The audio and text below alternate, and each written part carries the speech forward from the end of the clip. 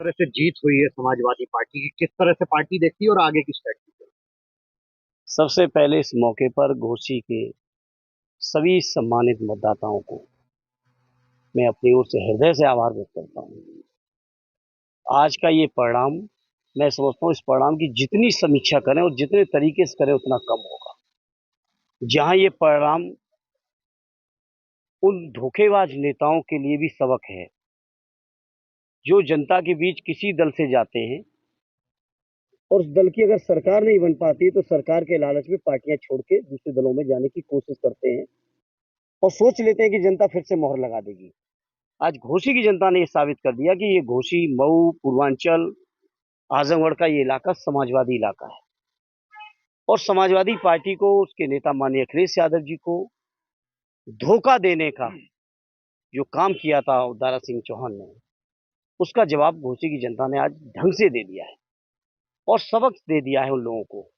साथ ही सबक उन लोगों को भी दे दिया है जो लोग बड़बोलेपन में, जब वो हमारे पक्ष में थे तो क्या बातें कर रहे थे, आज उधर चले गए तो क्या बातें कर रहे हैं। उनको भी घोसी की जनता ने जवाब दे दिया है कि राजनीति में इस तरह की चीजों का कोई स्थान नहीं है। जवाब इस बात को भी दिया है आज घोसी की जनता ने, जो लोग उत्तर प्रदेश की सरकार, जो बेईमानी से बनाई हुई सरकार थी, बेईमानी से बनाई हुई सरकार की दम पर जो घमंड में चूर थे, आज जनता ने साबित कर दिया कि लोकतंत्र में सबसे बड़ी ताकत अगर कहीं है तो जनता के बीच है।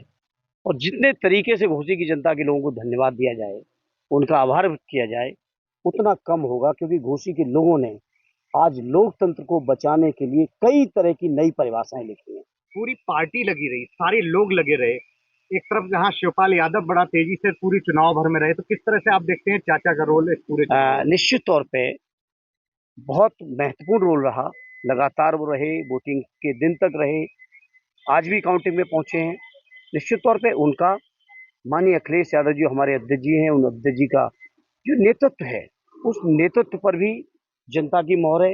आदरणीय चाचा जी से लेके हमारे उम्मीदवार सुधाकर जी और वहाँ के पूर्वांचल के जो भी साथी हैं जो लगे थे इस चुनाव में, अभी सभी। शिवपाल जी से बात हो रही थी, उनका ये कहना था कि जिस तरह से मुझे लग रहा था मैं अपना चुनाव लड़ रहा हूँ, रात के 3-3 बजे स्वाभाविक तक है, गाना। पार्टी है और पार्टी का चुनाव ऐसे ही होता है।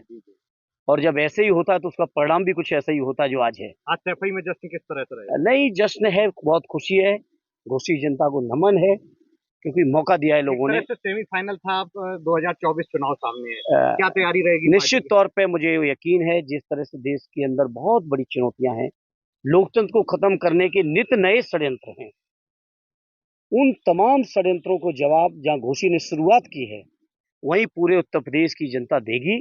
और जिस उत्तर प्रदेश से लगातार 2 बार मोदी जी प्रधानमंत्री बने हैं, वही उत्तर प्रदेश की जनता मोदी जी से निराश है, बीजेपी की सरकार से निराश है, लोकतंत्र के प्रति इनकी जो दुर्भावना है उससे निराश है, महंगाई से निराश है, बेरोजगारी से निराश है, किसानों की अलग समस्याएं हैं, समाज का कोई वर्ग नहीं बचा। अगर सरकारी कर्मचारियों की बात करो, उनकी अलग समस्याएं हैं, व्यापारियों की अलग समस्याएं हैं, वकील पीटे जा रहे हैं, महिलाओं का रेप हो रहे हैं।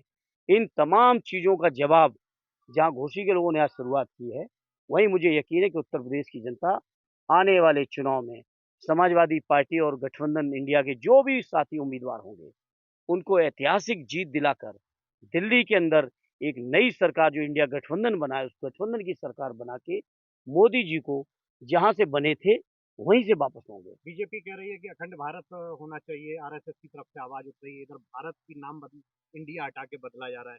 किस तरह से पार्टी देखते हैं आप? बीजेपी के लोग बहुत कुछ कह रहे हैं। क्या 9 साल में चीन से कोई जमीन खाली करा पाई? क्या अरुणाचल, क्या सिक्किम की समस्या का समाधान कर पाए?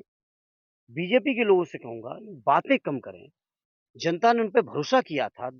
2-2 बार केंद्र की सरकार दी, उत्तर प्रदेश की भी सरकार दी, कई प्रांतों की भी सरकारें दी। कम से कम जो बातें कही थी उन्होंने अपने मैनिफेस्टो में, उनको पूरा करें। तब नई बातें कुछ करेंगे तो शायद कोई कंसीडर करे। अन्यथा देश के जनमानस में आज ये भावना बैठ चुकी है, देश के जनमानस को आज ये यकीन हो चुका है कि बीजेपी के बाहर केवल चुनावी जुमले हैं। आज बीजेपी के लोग क्यों नहीं बातें कर रहे महंगाई की मार की? आज बीजेपी के लोग बेरोजगारी की बात क्यों नहीं कर रहे हैं? आज बीजेपी के लोग इस बात को क्यों नहीं कर रहे हैं कि देश की नहीं बिकने दूंगा, जो नारे उन्होंने दिए थे? आज बीजेपी के लोगों को स्विस बैंक याद क्यों नहीं आ रहा है? तो जनता समझ रही है ये चुनाव में बातें कुछ करते हैं, चुनाव के बाद इस सरकार बनने के बाद इनके एजेंडे कुछ हो जाते हैं, कहीं अपने मित्रों को केवल फ़ायदा पहुँचाने के लिए। जो बीजेपी कहती थी देश नहीं बिकने दूँगा, आज 2-4 घरानों को पूरा देश बेच के दे रहे हैं। तो इसलिए उनकी इन बातों पर आप मीडिया के लोग ना जाइए और मीडिया के लोगों से भी मैं उम्मीद करूँगा, अपील करूँगा, आज जो देश में तमाम तरह की चुनौतियाँ उसमें मीडिया के लोगों अगर आप सच्चाई दिखाते रहोगे, तो शायद ही देश के 140 करोड़ लोगों को कुछ राहत मिलेगी।